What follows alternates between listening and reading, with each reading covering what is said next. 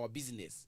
So when such a person says that we are going to manipulate the 2027 presidential results, that is particularly saying that they are going to rig.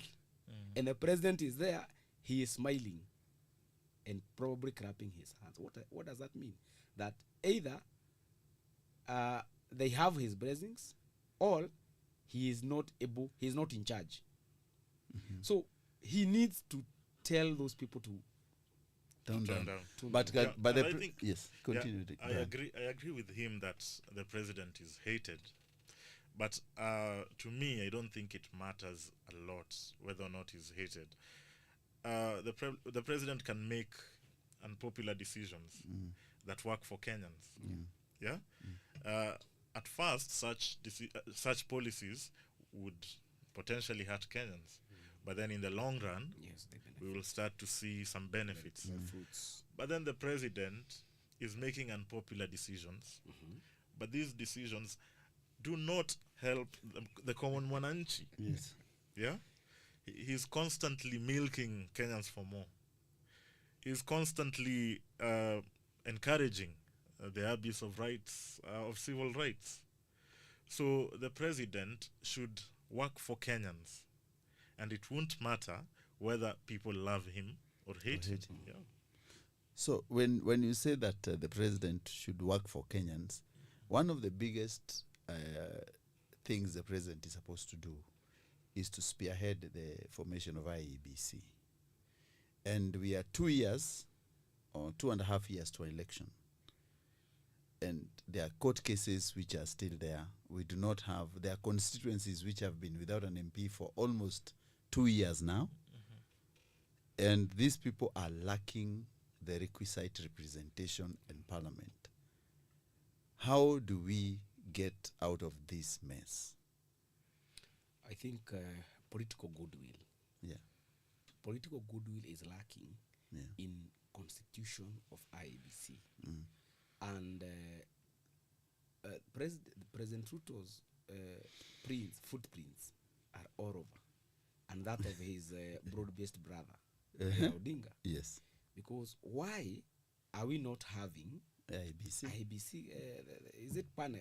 Panel? Yeah, selection panel. The selection panel. It is because they cannot agree on one commissioner. I mean, one member of that particular panel. Because we have seen there is a guy called Augustus Muli.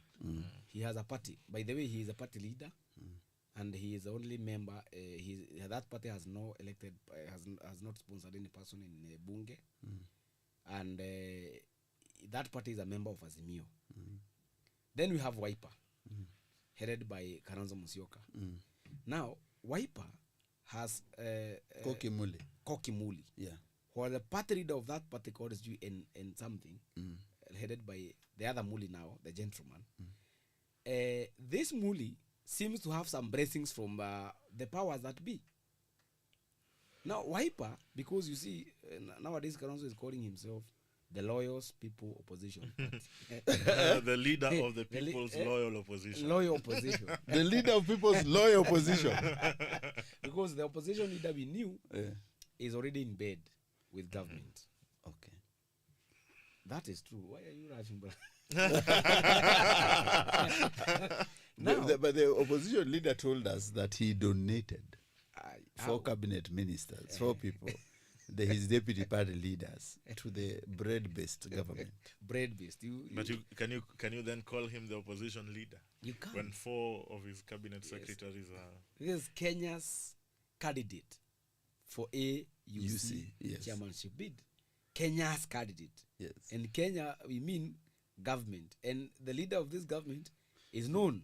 So this is essentially President Ruto's candidate for AUC. Yes. We'll come, I believe we'll come to that. We'll come to that.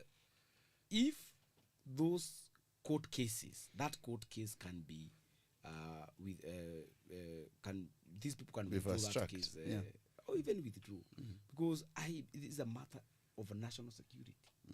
If people can be living without an MP or even an MCA for 2 years, we are even denying them their right for representation. Yeah. And the people should go to court and call if they have no MP, then Brian has no right of being represented. They should all go home so that we can fast track the constitution of IEBC, so that because if Brian is represented by an MP and others are not, it's unfair to for those people. Yeah, it's very unfortunate that 2 years to the election we don't have a selection panel, not the IEBC itself, even a selection panel. And I think we should now focus our energies on taking this thing away from politicians, because they're holding the nation hostage. Yeah. So even a constitutional process such as the reconstitution of the IEBC has to wait for them to finish their issues first, to settle their matters, settle their differences. Yeah, it's so wrong that a small group of people think that they are the biggest partakers of the constitution, think that they are the biggest stakeholders in a country of now close to 60 million people. So we shouldn't depend on goodwill, because that's what is hurting us right now. The constitution of the IEBC, I think, should now be moved away from the politicians alone. Yeah, you saw when the president changed the IEBC laws, immediately he was elected into office. He wanted to appoint a new commission. He selected Kina Nelson Makanda selection panel. But then they went into talks through the NADCO reports. And I remember covering those NADCO talks.